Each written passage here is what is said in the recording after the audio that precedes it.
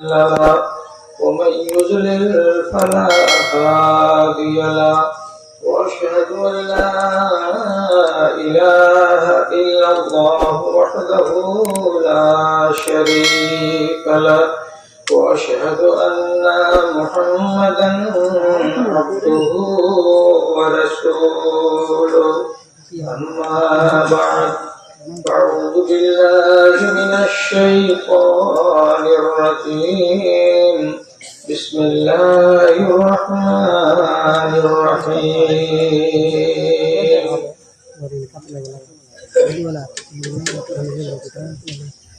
ربنا هب لنا من أزواجنا وذريتنا قرة أعين واجعلنا للمتقين إماما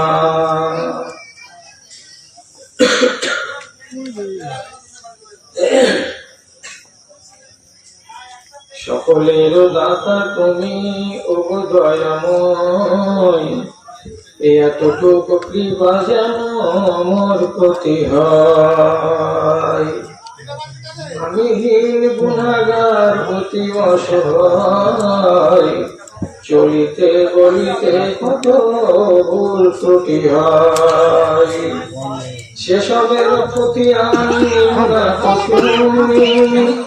এইটুকু করুণা চাই শুধু আমি এর বেশি চাহিবার আর কিছু নাই সকলের দাতা তুমি ওগো দয়াময়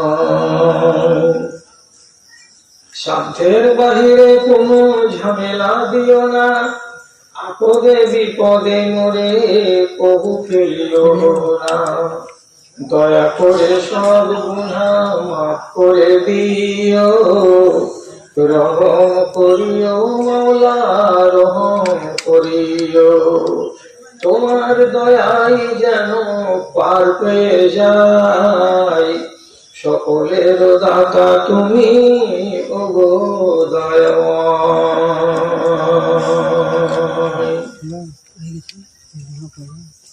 মাননীয় মুসলিম সমাজ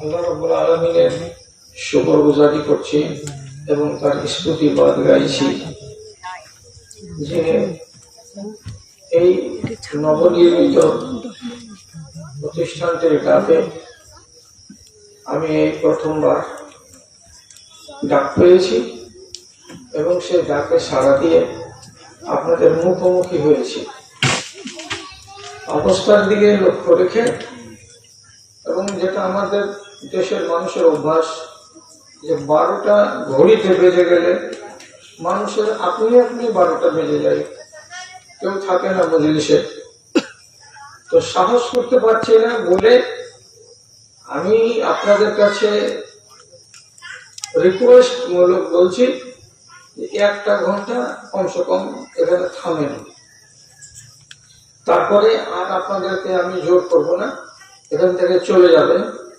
তাতে কোনো আক্ষেপ থাকবে না তো এই সময়টুকু খুব একটা বেশি সময় নয় একটু খেয়াল করে কথাগুলোকে যদি শুনেন তাহলে দেখতে দেখতে নিমেষে পার হয়ে যাবে এটা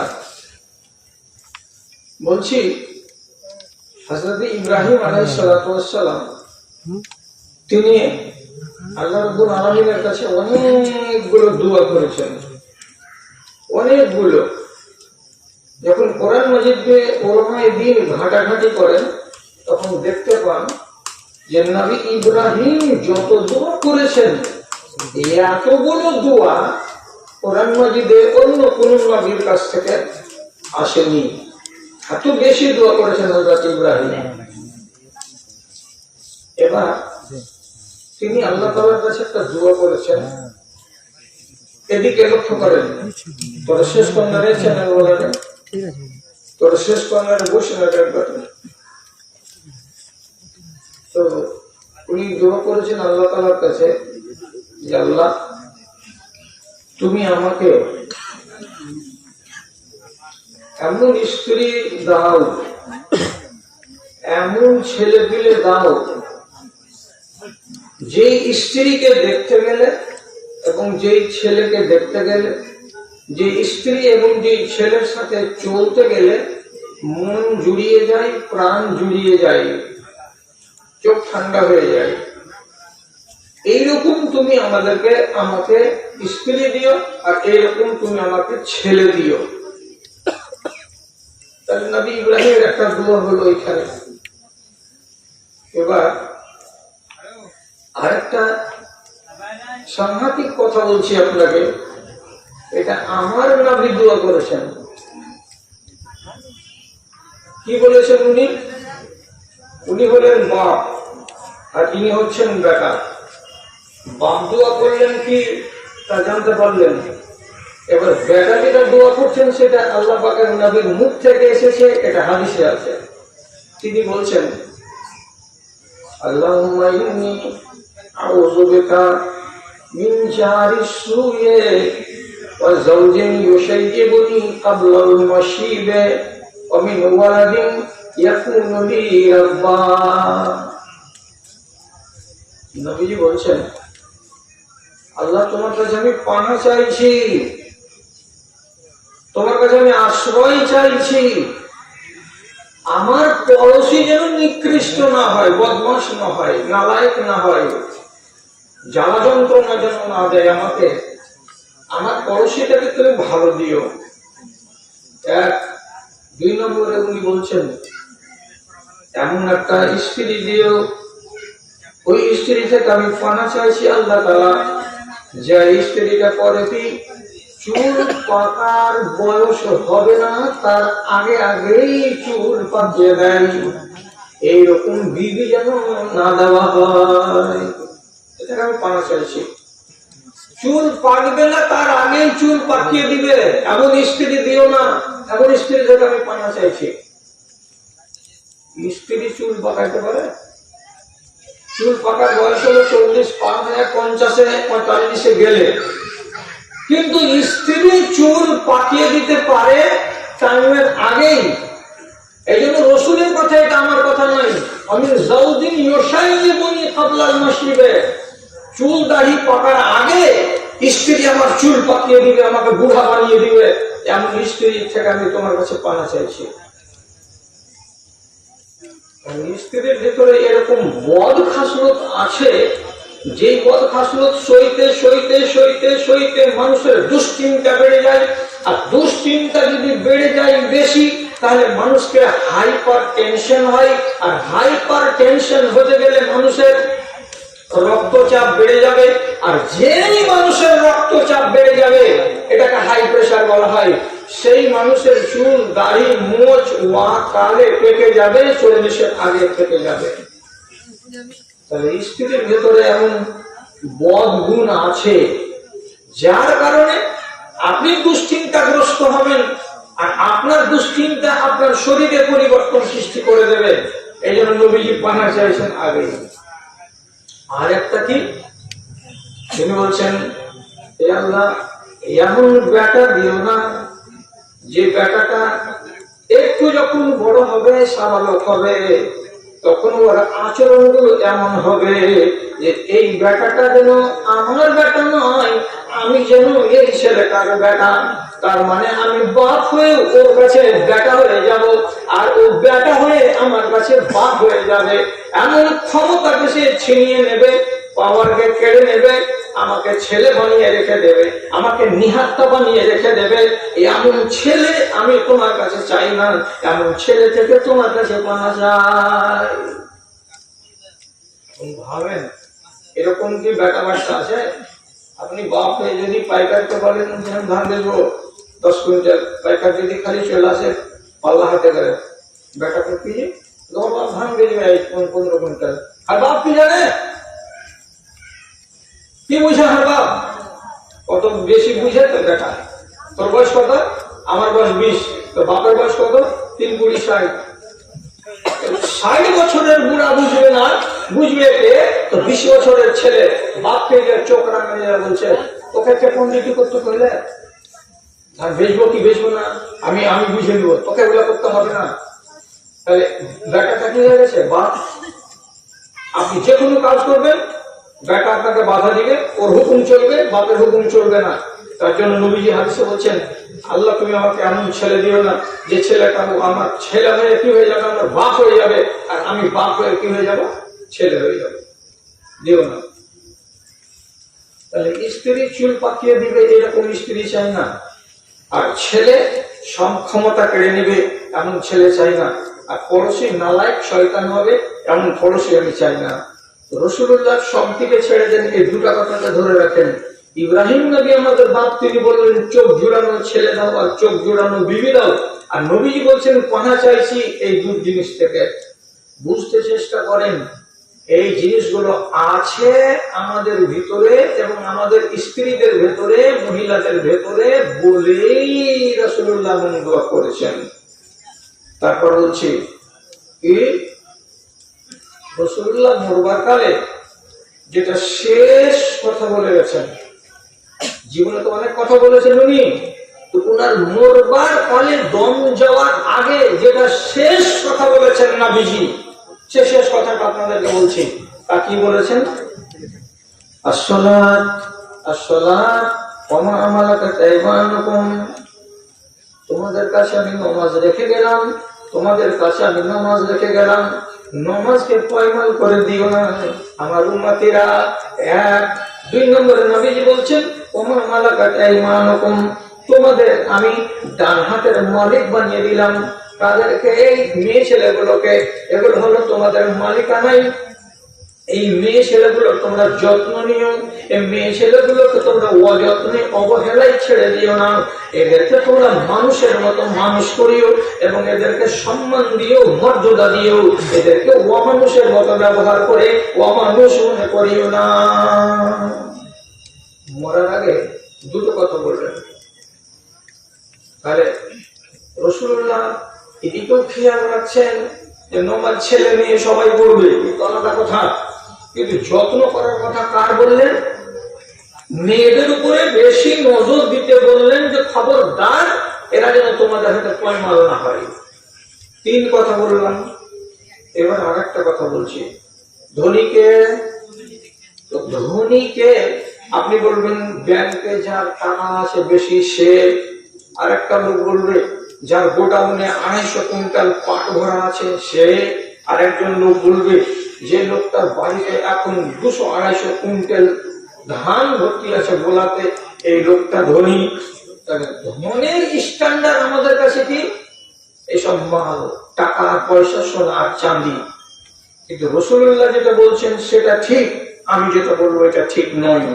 রাসূলুল্লাহ কি বলছেন? তিনটা জিনিস যদি মানুষের কাছে থাকে তাহলে এর মতো ধনী দুনিয়াতে আর কেউ নাই। তিনখানা জিনিস যার কাছে আছে, এই লোকটা হলো সবচাইতে বড় ধনী। যার কাছে দুটো আছে একটা নাই, সেটা কম নম্বরের ধনী। যার কাছে একটা আছে দুটো নাই, সেটা এক রকমের ধনী। কিন্তু যার কাছে তিনটা জিনিসই আছে, এই লোকটার মতো ধনী আমার নজরে আর কেউ নাই।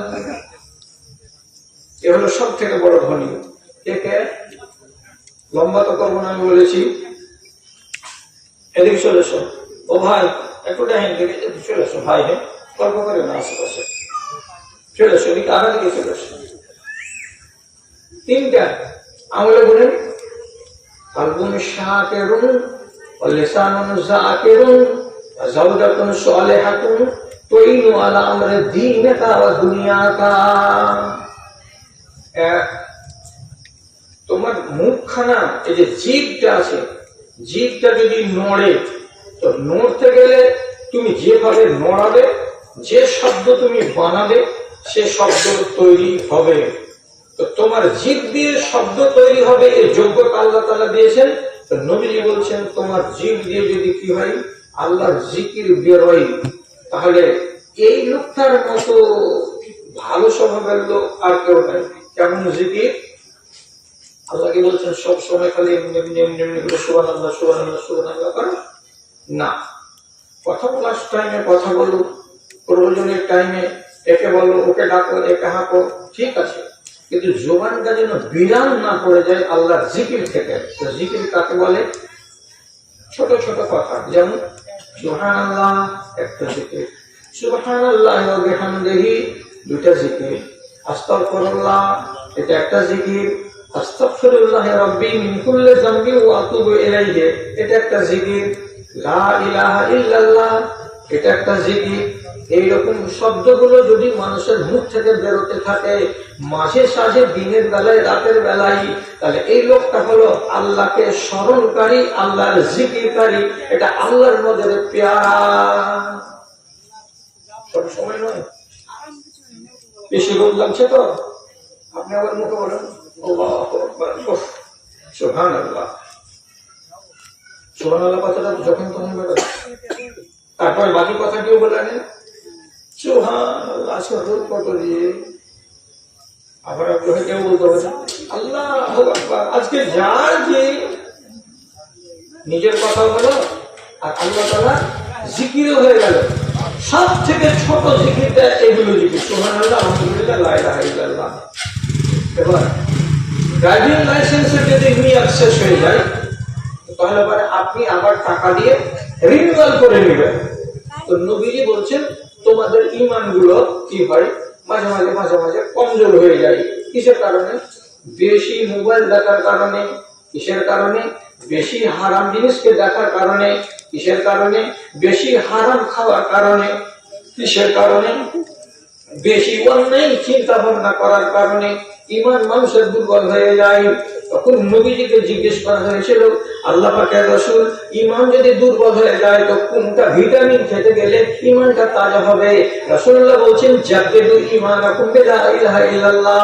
যখন মনে মনে তোমার এই কথাটা আসবে আর জানবে যে আমার ঈমানটা একটু ড্যামেজ আছে, আমার চলনটা একটু বাঁকা হয়ে গেছে, আমার খাসলতগুলো একটু টেঁড়া হয়ে গেছে, তখন নিজে নিজে ফয়সালা করে করবেন দেখি মাঝে মাঝে মাঝে মাঝে বলবেন লা ইলাহা ইল্লাল্লাহ, লা ইলাহা ইল্লাল্লাহ।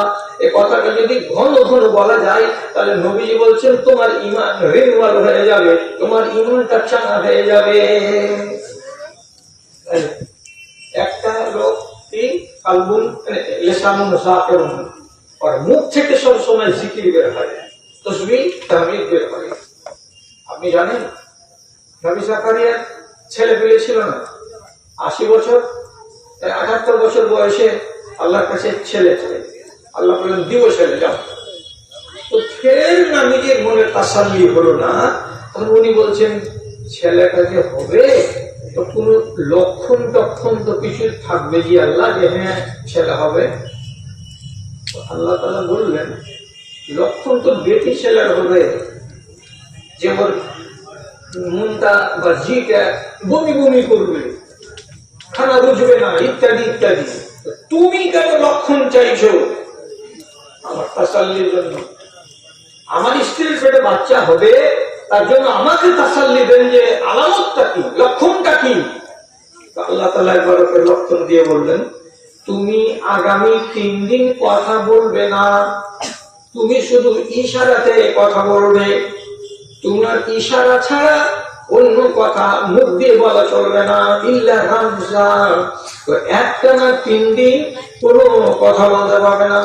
সলিম কোথায় গেলারে বলা যাবে না, আরে আজকে সকালে আমাকে বাস স্ট্যান্ড যেতে হবে রে বলা যাবে না, বাড়িতে চাল শেষ হয়ে গেছে দোকানে যেতে হবে রে এগুলো বলা যাবে না। একটাও শব্দ ব্যবহার করবে না, তোমার মুখটা বন্ধ থাকবে। কিন্তু নবী জাকারিয়াকে বলা হলো দুনিয়ার কথা তোমার বন্ধ থাকবে বটে, কিন্তু আমার জিকির বন্ধ থাকবে না, আমার জিকিরটা চলতেই থাকবে। নবী জাকারিয়া 3 দিন দুনিয়ার কথা বলেন নাই, কিন্তু এর মাঝে মাঝে জিকির বন্ধ হয়নি। আল্লাহ তাআলা বলেছেন জিকির কোনদিন ধর্মঘাট মানে না। জিকিরের ফজিলত বুঝতে পারলেন? যে মুখটা দিয়ে আল্লাহ জিকির বের হয় এই এক। 2 নম্বর হল কালবুন শাকিরুন, যে মানুষটার অন্তর শুকরগুজার। শুকরগুজার মানে কি?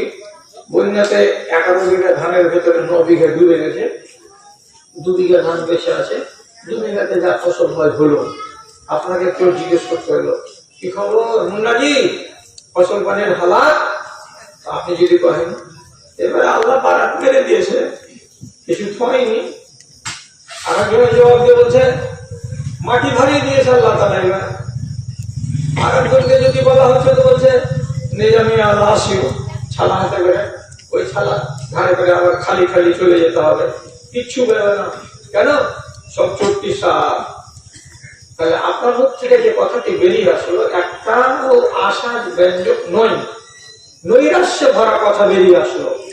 তো আপনি এই কথাটি বলাতে আপনি বলুন ধান কিছু বাড়বে কি? বাড়বে না। 2 বিঘা ভূমি যেটা হওয়া ছিল সে 2 বিঘা জমির ফসলটাই পাবেন, আর হাই হাই করে করে করে করে আপনি 1 কেজিও বাড়াতে পারবেন না। শুধু মানুষের কাছে আপনার অভিযোগ আর শিকায়ত করা হলো, এইটাকে আল্লাহ তাআলা পছন্দ করেন না। আল্লাহ তাআলা কি বলছেন? আপদে হোক, বিপদে হোক, সুখে হোক কিংবা দুঃখে হোক, যখনই যেমন থাকো না কেন তুমি আমার শুকরগুজারি করবে। শুকরগুজারি মানে কি? আল্লাহ রাব্বুল আলামিন যেটা নেওয়ার নিয়ে নিয়েছেন আর যেটা ছেড়ে দেওয়া সেটা ছেড়ে দিয়েছেন, এটাই আলহামদুলিল্লাহ। বলো শুকরগুজারি। শরীর চলে না, গ্যাস ভর্তি হয়েছে, সুগারে থরথর করে কাঁপছেন, তারপরে আমি গিয়ে জিজ্ঞেস করলাম আসসালামু আলাইকুম, কেমন আছেন ভাই? আপনি কি বলছেন? সে সুগারে খেয়ে দিলেন।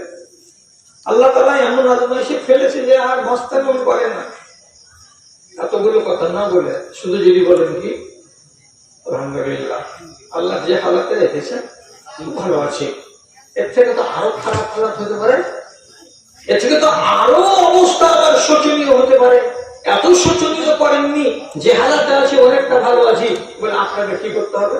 শুকরগুজারি করতে হবে। তাহলে 2টা স্বভাব হলো। 3 নম্বর স্বভাব হলো এই